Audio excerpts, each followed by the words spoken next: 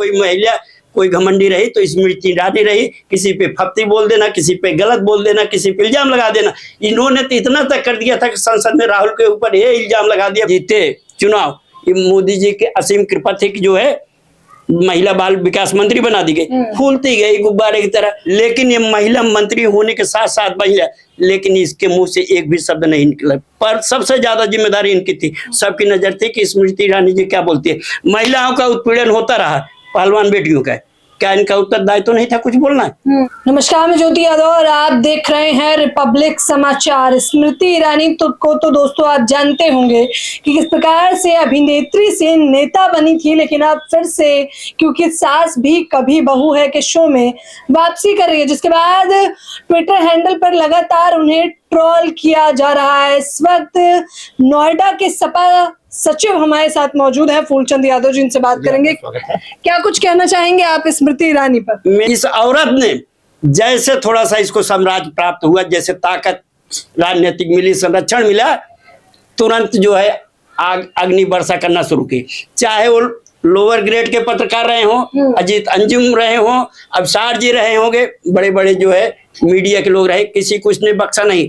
यूं आप मान के चलिए सबसे आदरणीय कांग्रेस अध्यक्षा सोनिया गांधी भी मानी गई, आज पक्ष हो या विपक्ष हो बड़ा सम्मान करता है। लेकिन इस महिला ने बहुत उनके साथ अब शब्दों का प्रयोग किया कि माफी मांगो माफी मांगो। समझ में इसके नहीं आया हम किसके साथ क्या करें। आप बताइए, एक लहर चली, हाथ पहले बंधे थे बंधे रह गए, हाथ मेरे बंधे थे बंधे रह गए, हम गधे के एक मोदी लहर चली कि तुम बने मंत्री, हम गधे थे गधे के गधे रह गए। बिना जीते चुनाव, ये मोदी जी के असीम कृपा थी कि जो है महिला बाल विकास मंत्री बना दी गई, फूलती गई गुब्बारे की तरह। दोबारा जो है एक ऐसा लहर मिली कि राहुल जी के खिलाफ चुनाव जीत गई। इसका घमंड इतना प्रकट हो गया था, इतना बड़ा हो गया था कि जगदीश शर्मा है हमारे सामने, क्या है, हम तो राहुल जी को हरा दिए हैं। लेकिन अमेठी की जनता ने ऐसे धूल चढ़ा दी कि आज इनको बैराग लेना पड़ रहा है, इनको संन्यास लेना चल रहा है। कि राजनीति में कई बार ना छोटे स्तर से जब चुनाव हारते हैं, बड़े स्तर से ना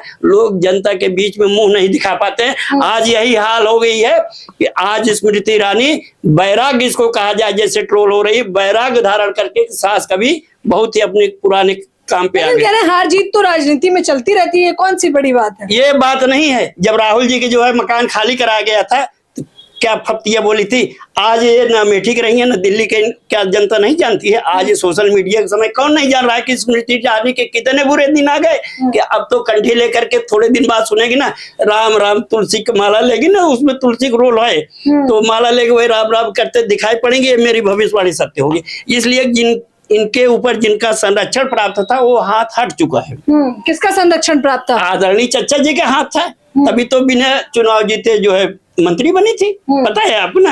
अब दूसरे बार जब ये हारी तो मोदी जी कभी प्रचार में नहीं गए इनके अमेठी, ये सत्य है। और उसके बाद इतना घमंड कि अगर छोटा पत्रकार हो हमारा अपमान नहीं करे, क्षेत्र की जनता अपने को क्षेत्र की जनता से जोड़ती थी। मणिपुर जैसे बीभत्स कांड, कितनी दर्दनाक घटनाएं रही, पूरा धू धू करके मणिपुर जल गया। लेकिन ये महिला मंत्री होने के साथ साथ महिला, लेकिन इसके मुंह से एक भी शब्द नहीं निकला। पर सबसे ज्यादा जिम्मेदारी इनकी थी। सबकी नजर थी कि स्मृति ईरानी जी क्या बोलती है। महिलाओं का उत्पीड़न होता रहा, पहलवान बेटियों का, क्या इनका उत्तरदायित्व तो नहीं था कुछ बोलना है?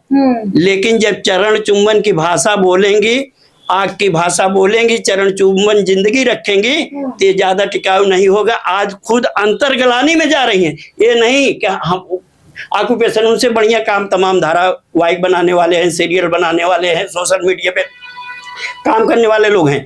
आज ये प्रस्तावा के तरफ है कि बेरोजगारी में कि चलो हम अपना पुराना काम करके जीवन यापन कर लेते हैं। अब आप सोचिए, जब से चुनाव हारी है अमेठी त्याग दिया। अमेठी में जबकि स्मृति ईरानी ने अपना खुद का मकान बनाया। और एक घटना बताओ, गौरीगंज में ना एशिया की सबसे टॉप हॉस्पिटल है जिसमें हर तरह का इलाज होता है। आप ये मानिए कि बायो सर्जरी से लेकर के जितनी सर्जरी है सारी चीज एशिया टॉप हॉस्पिटल मान चलिए, जहाँ सर्जरी होती है वो सबसे बढ़िया अस्पताल होती है। इसने जो है बंद करवा दिया था। क्षेत्र की जनता में वो उम्दाद पैदा, वो भड़क गई जनता, मजबूर होकर के चलना पड़ा। देखो अस्पताल होती है, लोग डॉक्टर की गलती से अपनी। अच्छा, आप क्या करेंगे अब? तो वो फिर से अपने, क्योंकि सास भी कभी बहू थी वाले सीरियल में आ गई हैं और कहा जा रहा है उन्हीं से तो चर्चाएं मिली थी तुलसी के रोल से उन्हें। तो चर्चाओं का उसका बेनिफिट थोड़े मिला था, उसके रोल से जीत गई, उसमें तो हार गई थी। उस समय तो बिल्कुल नहीं थी। ये तो मोदी जी की असीम कृपा से हुई थी। मोदी जी की कृपा बंद तो सारे कृपा बंद।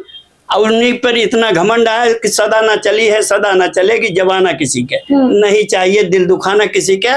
ये बात जो है जनता समाज सीख ले स्मृति ईरानी से कि इनका घमंड, अगर पुरुष होती तो मैं इसका संबंध जो है रावण से जोड़ देता, लेकिन महिला है। घमंड के मामले, इन घमंड के मामले में इतिहास के पन्ने में ये दर्ज हो गई है। आने वाले समय में ये देखा जाएगा, पढ़ा जाएगा कि अगर कोई महिला कोई घमंडी रही तो स्मृति ईरानी रही। किसी पे फप्ती बोल देना, किसी पे गलत बोल देना, किसी पे इल्जाम लगा देना। इन्होंने तो इतना तक कर दिया था कि संसद में राहुल के ऊपर ये इल्जाम लगा दिया। संसद जो कि पूजनीय होती है, एक तरह का मंदिर होता है लोग, तो उस लड़के राहुल जी ने हमें आंख मारी, जबकि वहां तमाम CCTV कैमरे थे, कहीं पर दिखाई नहीं पड़ा। क्या जनता नहीं जानती है कि कितनी अभद्र महिला रही? तो जाना ही पड़ा मजबूर होकर के। देख लीजिए, स्मृति ईरानी की वापसी पर जो जहां से आई थी वहीं जा रही है, सीरियल में वापसी कर रही हैं। तमाम लोग उनका विरोध भी कर रहे हैं, लेकिन आपकी क्या कुछ प्रतिक्रिया है स्मृति ईरानी की इस खबर पे? हमें अपनी राय रिपब्लिक समाचार के कमेंट बॉक्स में जरूर बताएं। धन्यवाद। कैमरामैन नावेद के साथ ज्योति यादव, रिपब्लिक समाचार।